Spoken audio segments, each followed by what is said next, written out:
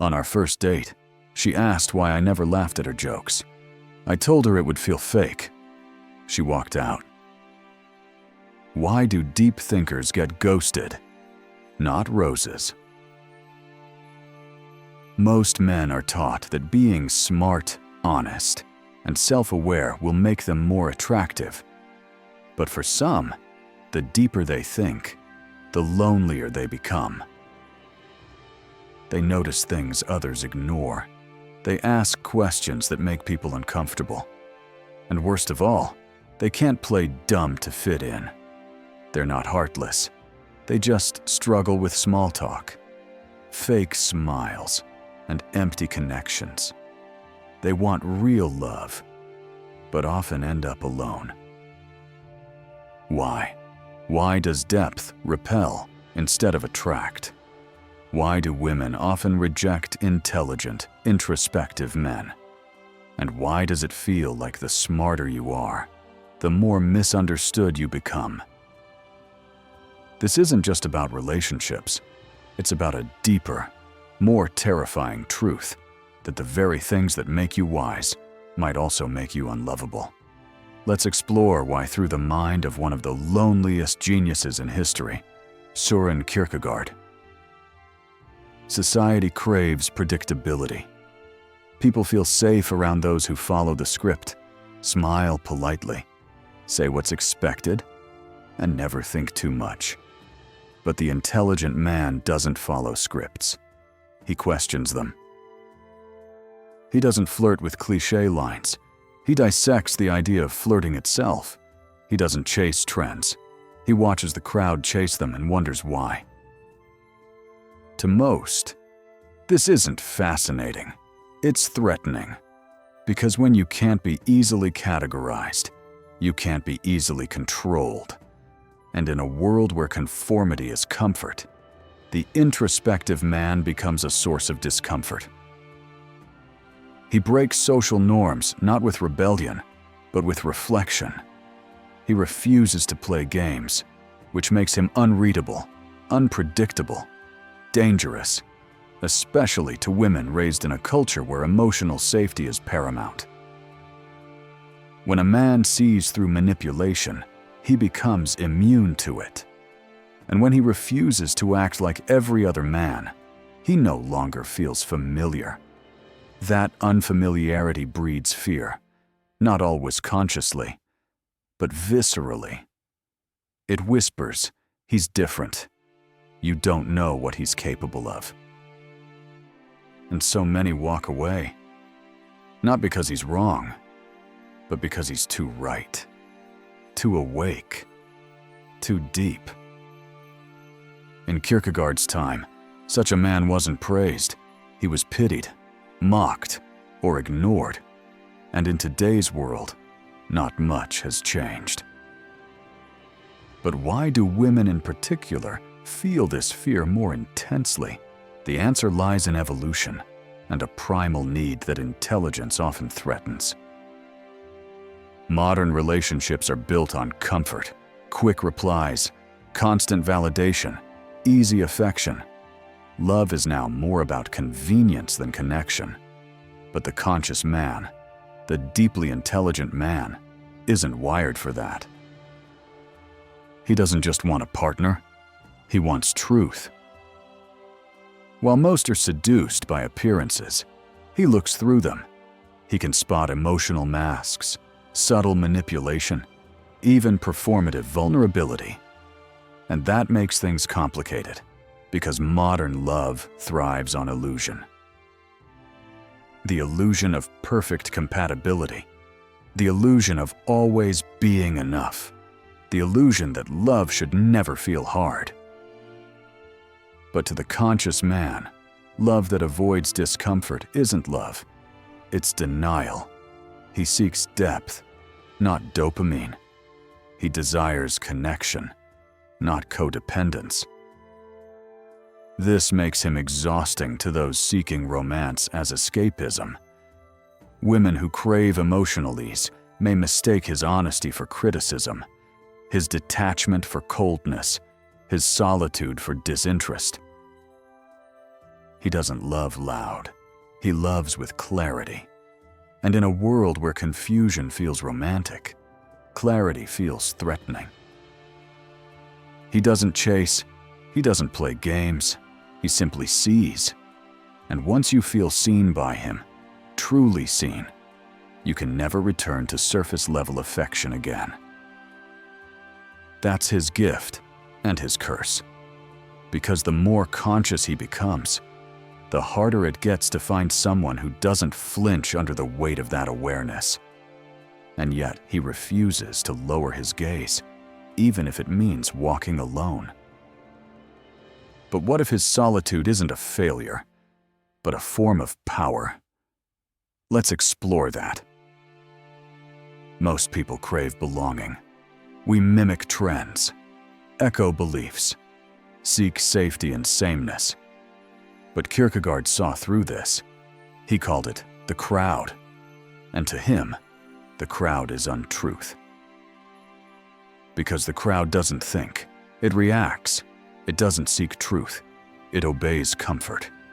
It's not a collective of individuals. It's a blur of borrowed identities. The conscious man refuses to dissolve into that blur. He doesn't follow the noise, he questions it. And that makes him dangerous, because he exposes what others spend their lives trying to ignore, that most people aren't living their truth. They're living a script handed to them by the crowd. So he's labeled as difficult, too intense, too different. But what they really mean is, you make me confront parts of myself I'm not ready to see.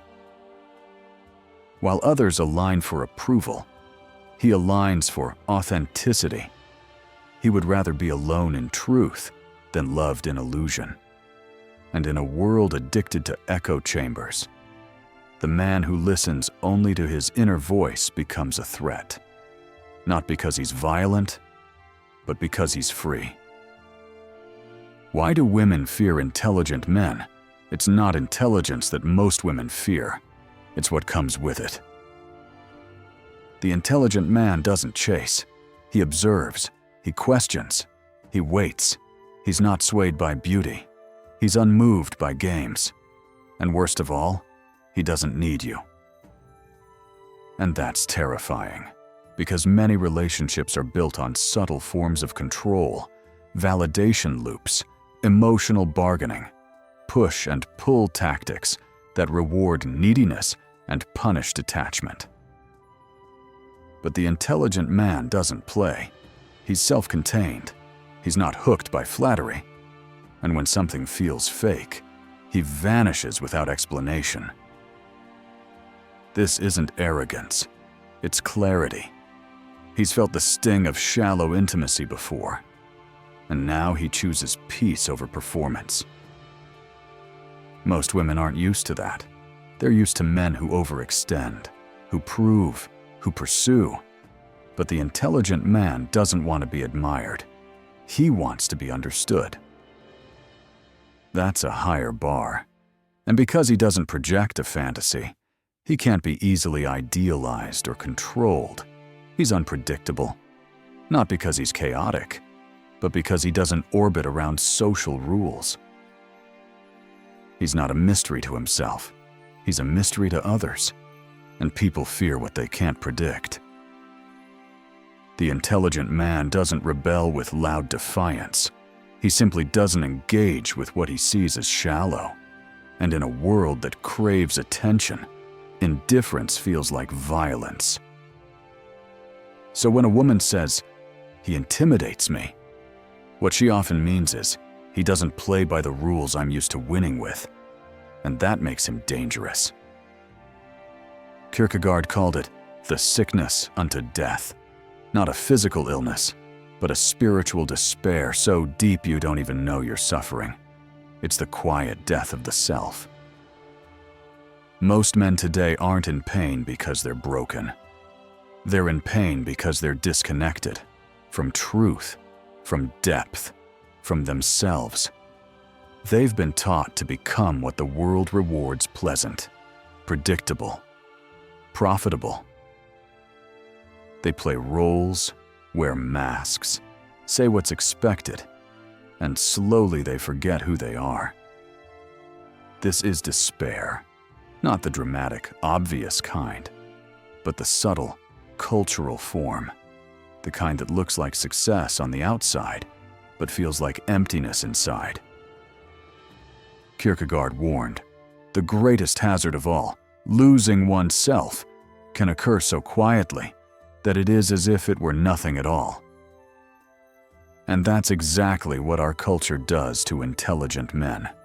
It teaches them to trade their depth for acceptance, to silence their questions, to tame their intensity, to smile and fit in. But the more they suppress their inner voice, the more they feel unseen, even by themselves. The intelligent man then becomes a stranger in his own life, going through motions he didn't choose, living a story he didn't write. This isn't just personal tragedy, it's systemic, because society fears the conscious man, the one who remembers himself, and so it conditions him to forget.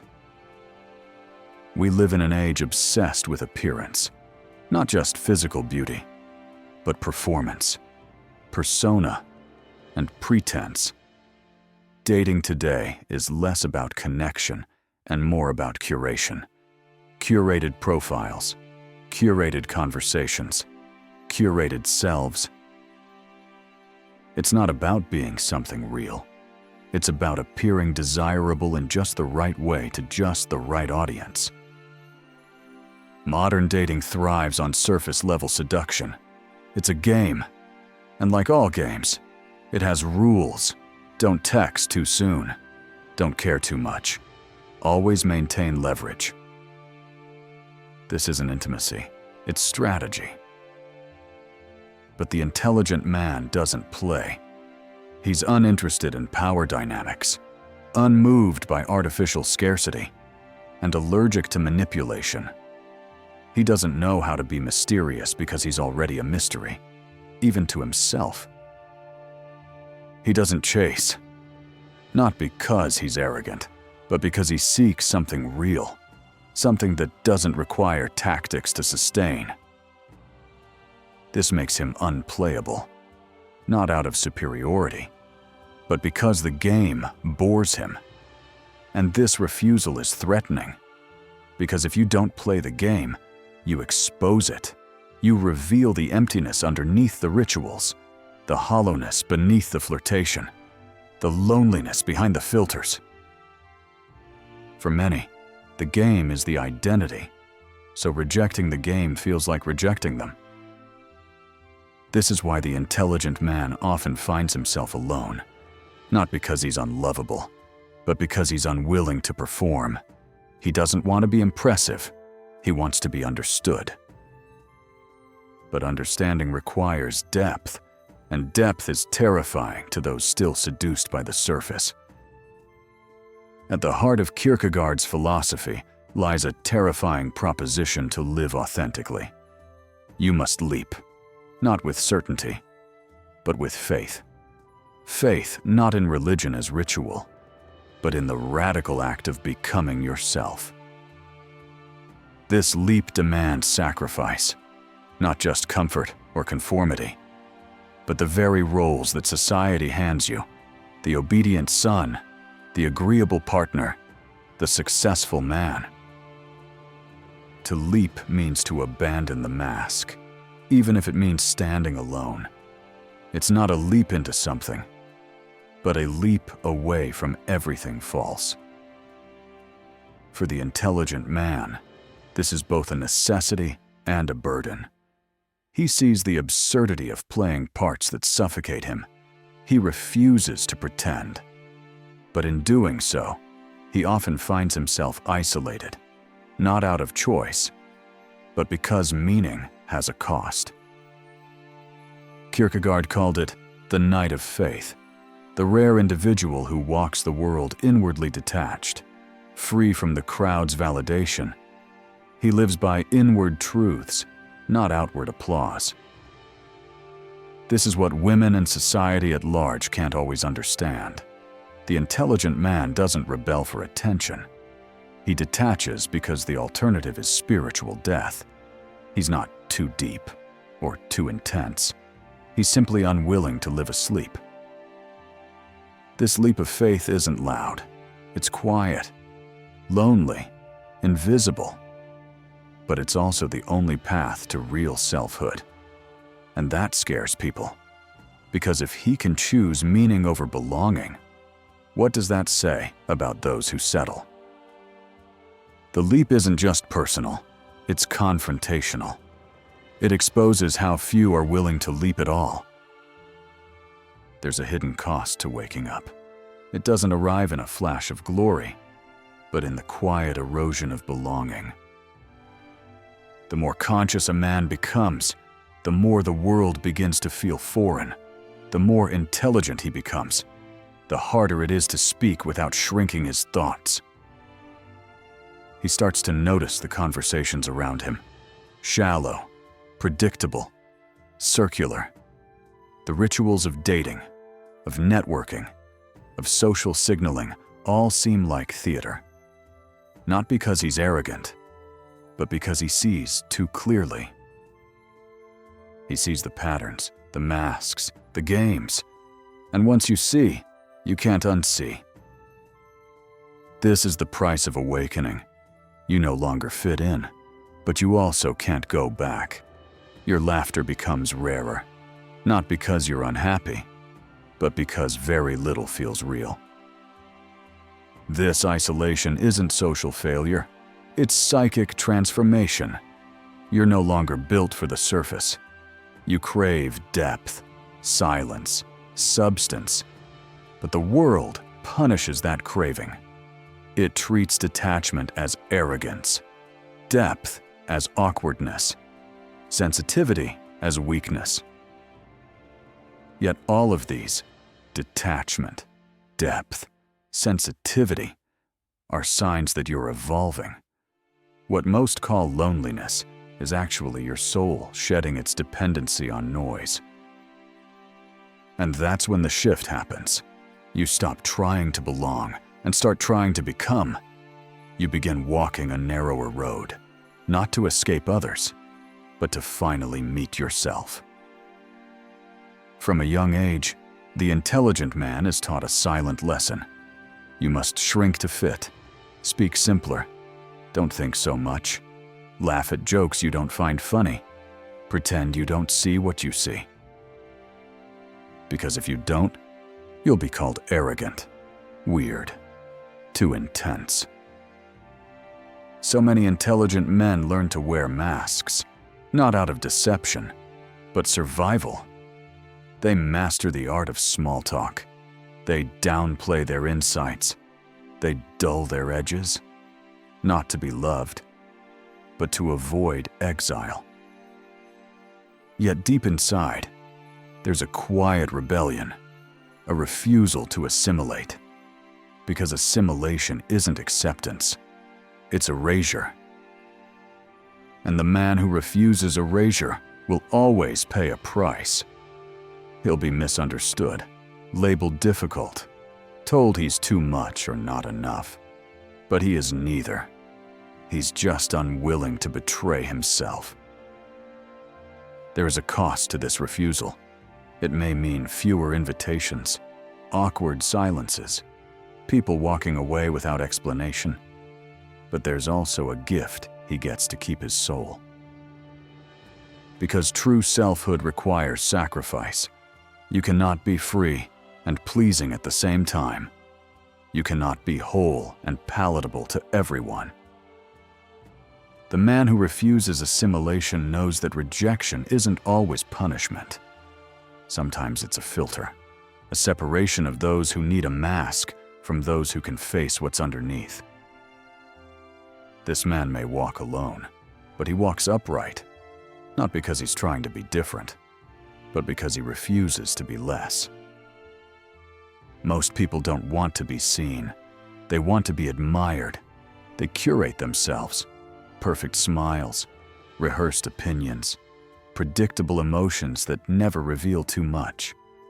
They long to be the object of attention, not the subject of scrutiny. But the intelligent man, he sees, not the mask, but what lies beneath it. He notices the micro-expressions, the contradictions in words, the pain behind the performance. And that terrifies people, because when someone truly sees you, you can no longer hide, not even from yourself. His gaze isn't judgmental, it's discerning. But it still feels like exposure. To the woman who's used to being adored, the intelligent man doesn't play along. He's not intoxicated by beauty, not fooled by charm, not moved by validation games. He sees patterns, he sees projections, he sees the scared child behind the confident smile. And in that moment, he becomes dangerous, because to be truly seen is to be vulnerable. And vulnerability, for many, feels like a threat. So they call him cold, detached, too analytical. But the truth is, he simply refuses to worship illusions. And in a world addicted to them, that kind of clarity feels like an attack. To the intelligent man, love is not a conquest. It is not a game of tactics, timing, or triumph. It is truth, or it is nothing. He doesn't chase to prove his worth, nor withdraw to spark desire. He has no interest in weaponizing affection, because for him, love is sacred. Not because it's soft, but because it's raw. It is the one space where masks must fall, where performance must die, where two people must stand naked in their essence. But that kind of love is rare, terrifyingly rare. Because most relationships today are built on unspoken contracts. Don't expose me, and I won't expose you. Lie to me beautifully, and I'll return the favor. The intelligent man refuses this. He will not lie. He will not pretend. He doesn't want your best version. He wants the real one, the bruised one, the one behind the smile, because he offers the same in return. And that's what makes him so different and so dangerous. He doesn't want to possess. He wants to witness. He doesn't seek control. He seeks communion. For him, love is an act of existential honesty, a mutual unveiling, a confrontation with truth. And truth, in a world built on illusions, is the most intimate and unsettling thing of all. The intelligent man does not perform. He does not curate a personality. He does not manufacture charm. He does not play by scripts written to win favor, because he does not need to. His calmness is not an act. It's the natural result of self-ownership, of a mind that's questioned itself into clarity, of a soul that no longer seeks external validation to feel whole. This is sovereignty, the quiet power that makes him magnetic, but also difficult to control. In a world where most people signal value through performance, the sovereign man feels like a glitch in the system. He does not compete. He does not posture. He does not react to bait. This unnerves those who rely on psychological games to maintain leverage, especially in romance. He won't chase because someone pulled away. He won't inflate his ego to match yours. He won't bend to emotional manipulation disguised as affection, because he sees it, all of it, and chooses not to engage. His strength lies in presence, not persuasion, in being, not becoming. He does not need to convince anyone of his worth because he's already convinced himself. And that quiet conviction disarms people. It reveals the hollowness of performance, exposes the insecurity behind control. So while others shout to be noticed, He remains silent and somehow still commands the room. This is why the intelligent man stands apart. He is not a brand. He is not an actor. He is sovereign. And that sovereignty, in a world addicted to roles and masks, is the ultimate rebellion. Most people say they want authenticity, but what they really want is comfort, not truth, not depth, not presence, because real presence feels like exposure. When someone is truly present with you, they see past your words, past your image, and into the very structure of your being. It's not comfortable. It's not flattering. It's unnerving. The intelligent man, grounded in his consciousness, does not fake connection. He does not fill silence with noise. He does not flatter to gain favor. He simply shows up, fully, completely. And that level of raw attention can feel like confrontation, like a mirror that doesn't blink. It reveals the masks we wear, the games we play, the lies we tell ourselves to avoid the truth. Most people are not ready to be seen that clearly, so they label his intensity as too much, his honesty as cold, his presence as arrogance. But in reality, they are simply not ready to face themselves in his reflection. Because the intelligent man does not dim his light to make others comfortable. And when someone's entire identity is built on pretense, that light can feel blinding. Before the world knew his name, Kierkegaard fell in love with a woman named Regina Olsen. He adored her, wanted to marry her, but he walked away. Not because he did not love her, but because he loved something more: truth. He knew the life he had chosen, of isolation, reflection, and inner conflict, would consume anyone tied to it, especially someone as innocent as Regina. So he broke her heart and shattered his own in the process. He wrote books filled with longing, haunted by the absence of a woman he could never forget. She became his eternal muse, not in possession, but in renunciation. This was not a rejection of love. It was an acknowledgement of its cost, the cost of depth, of choosing a path where most won't follow, because it doesn't promise comfort, only clarity. Kierkegaard died alone, but not empty. He became the philosopher of the soul, the man who gave language to despair and faith, because he refused to dilute his essence. Regina lived on, married someone else, but her name remains etched in the margins of his work, a quiet echo of what was lost in the pursuit of something greater. That is the price of depth and the mark of the truly awakened. Here's what the intelligent man knows that others fear to admit: loneliness is not always a problem to be solved. Sometimes it's a doorway to be walked through. In a world that mistakes noise for connection, his solitude becomes a sanctuary. In a culture that confuses performance with intimacy, his authenticity becomes a revolution. He learns that being alone is not the same as being lonely. That depth cannot be shared with shallow minds. That truth-telling is a gift few are ready to receive. And so he stops apologizing for his intensity. He stops shrinking to fit into spaces too small for his soul. He stops explaining himself to people who speak a different language entirely. This is not bitterness. This is clarity. This is not withdrawal. This is arrival. At himself. At truth.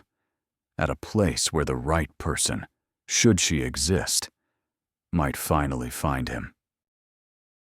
Because the intelligent man's greatest discovery is this: the right love will not require him to be less. It will inspire him to be more. It will not fear his depth, but dive into it. It will not flee from his truth, but dance with it. Until then, he waits, not in desperation, but in sovereignty, not in loneliness, but in wholeness, not as half a person seeking completion, but as a complete soul ready for communion. And if that love never comes, he has still won the greatest prize of all himself. The deep thinker may never find love in the traditional sense, but he finds something rarer, the courage to love himself enough to remain real in a world full of counterfeits. And perhaps that is the greatest love story of all.